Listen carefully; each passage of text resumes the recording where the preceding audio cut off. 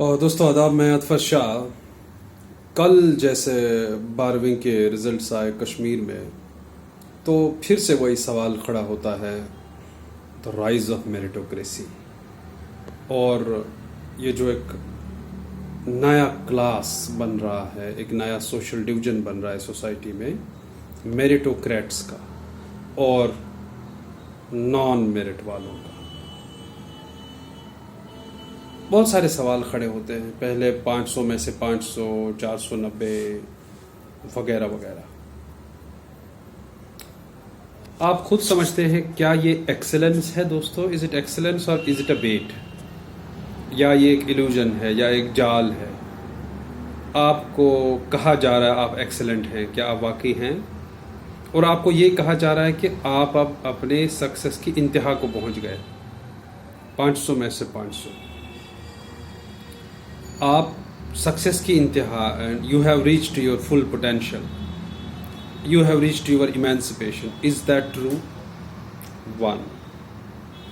और अब जो ये रिजल्ट्स आते हैं, तो रिजल्ट्स कम लगते हैं एलोकेटिंग अवार्ड्स और एलोकेटिंग पनिशमेंट्स ज़्यादा। मेरिटोक्रेसी अपने आप में मजाक उड़ाया था माइकल यंग ने, जो ब्रिटिश सोशियोलॉजिस्ट थे। उन्होंने मजाक उड़ाया था इसका, जिन्होंने ये टर्म कॉइन की है 1958 में। उन्होंने एक किताब लिखी, द राइज ऑफ मेरिटोक्रेसी। तो दोस्तों, मेरिटोक्रेटिक सिस्टम को वो कहते हैं कि ये एक सटायरिकल और एक डिस्टोपियन सिस्टम है अपनी किताब में।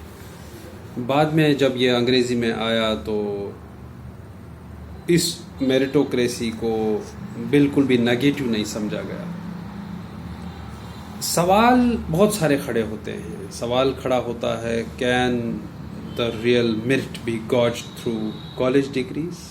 और ये जो 500 वाला 500 सिस्टम है, isn't it absurd, irrational, irrelevant?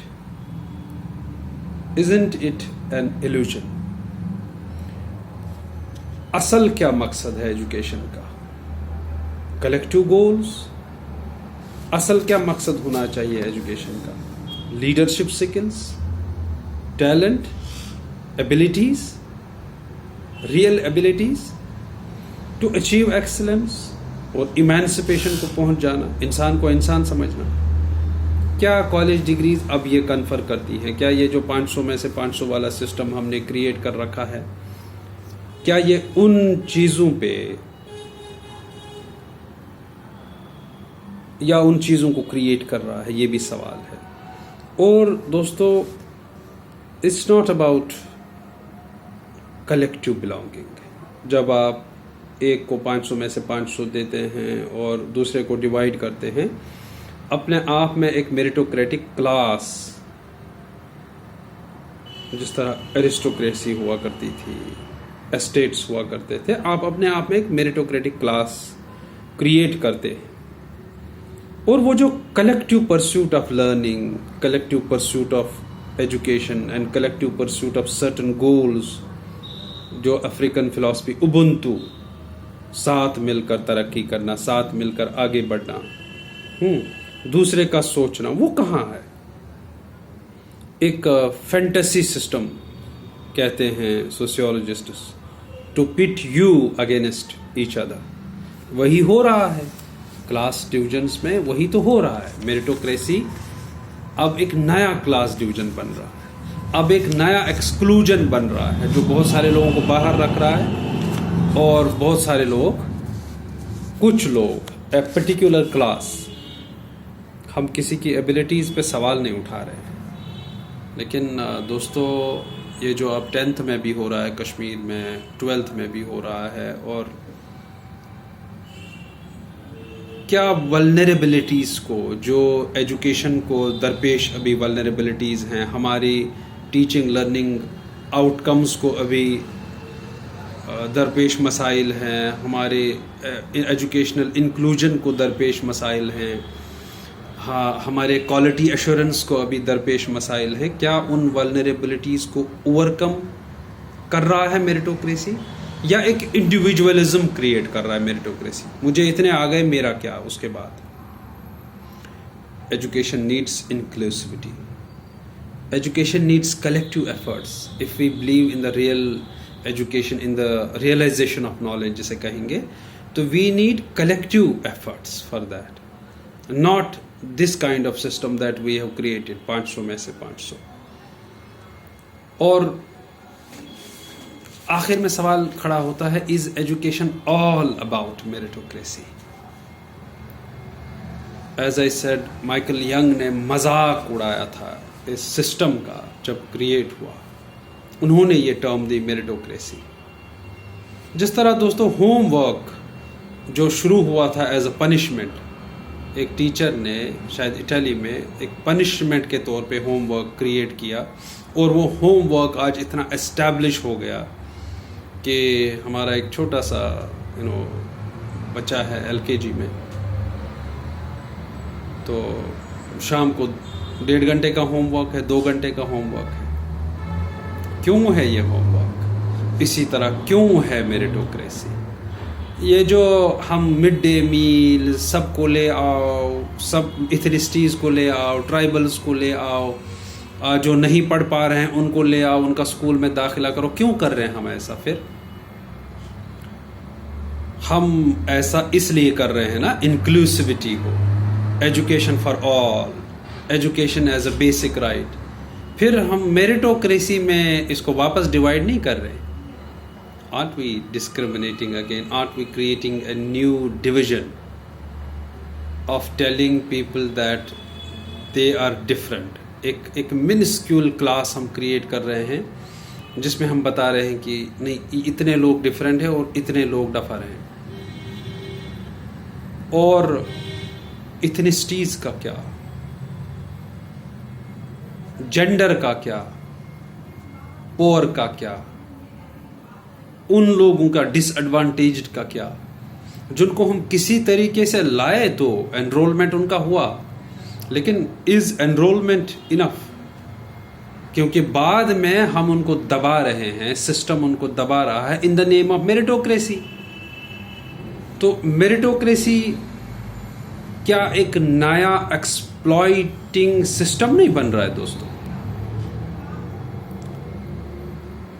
आइए कश्मीर पे, सारे बच्चे काबिल तारीफ, काबिल तहसीन, जिन्होंने भी अच्छे अच्छे मार्क्स लाए.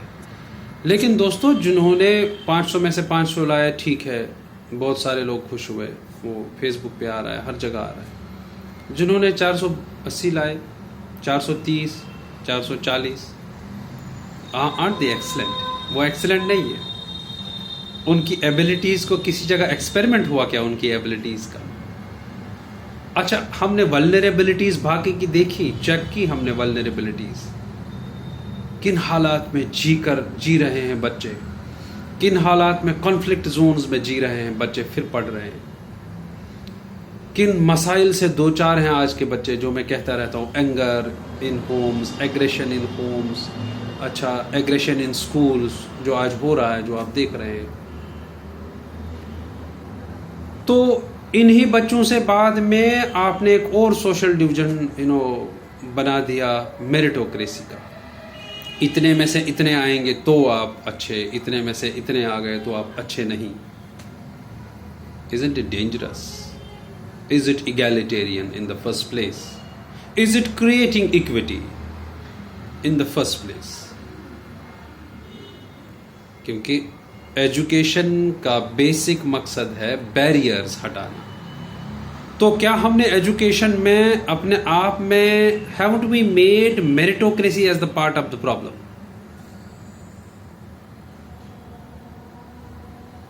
घर में बहुत सारे बच्चे आपने देखा होगा कल से, जिनको अच्छे नंबरात मिले हैं, जिन्होंने अच्छे पेपर लिखे, लेकिन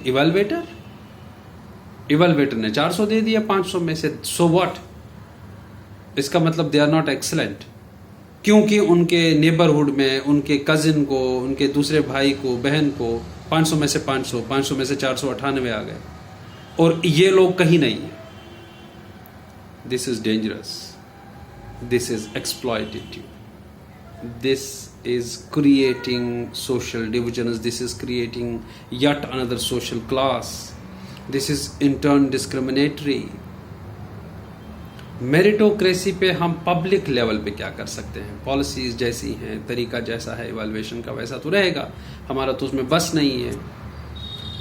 पब्लिक लेवल पे मैं सारे अपने कश्मीरी भाइयों को बताना चाहता हूँ, सारी कश्मीरी अवाम को बताना चाहता हूँ कि मेरिटोक्रेसी का भूत मत चढ़ाइए अपने सर, अपने बच्चों को तंग मत करिए in the name of meritocracy. Meritocracy एक इल्यूजन है, एक झोल है दोस्तों, इस ट्रैप में मत आइए।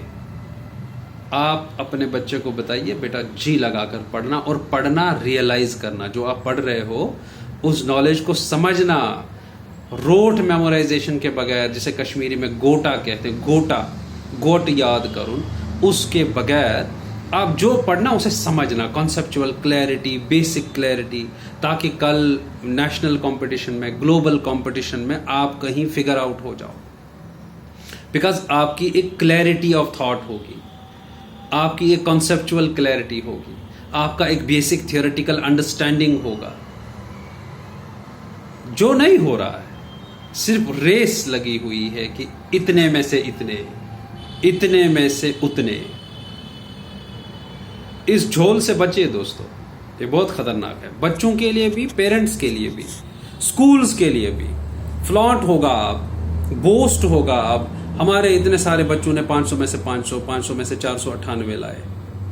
There is nothing to boast about it, I am telling you as a sociologist. Because जितना इससे फायदा नहीं हो रहा है ना दोस्तों, उतना ज्यादा इससे नुकसान हो रहा है। ये जो सिस्टम क्रिएट हुआ है मेरिटोक्रेसी का, इससे फायदा कम और नुकसान ज्यादा हो रहा है। इससे इंक्लूजन कम और एक्सक्लूजन ज्यादा हो रहा है। इससे इक्विटी कम और इनइक्वालिटी ज्यादा क्रिएट हो रही है। इससे इंसाफ कम और डिस्क्रिमिनेशन ज्यादा हो रहा है। इससे ऑनर कम और डिसऑनर ज्यादा हो रहा है। और सेंस ऑफ सक्सेस सिर्फ मेरिटोक्रेसी नहीं है। As I said, it's all about your real talent, your real abilities. और जिंदा मिसालें हैं जिन लोगों ने एक्सेल किया है जिंदगी में,